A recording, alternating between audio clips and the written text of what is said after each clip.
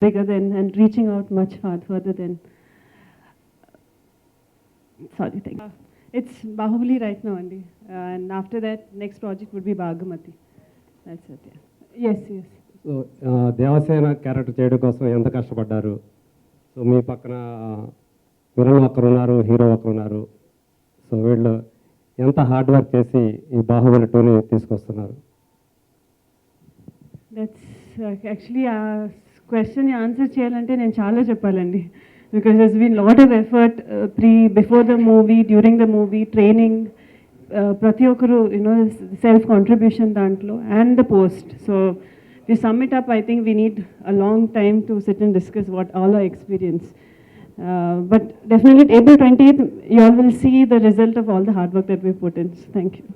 Please subscribe. Please do subscribe. Please subscribe. Please subscribe. Please subscribe to our YouTube channel.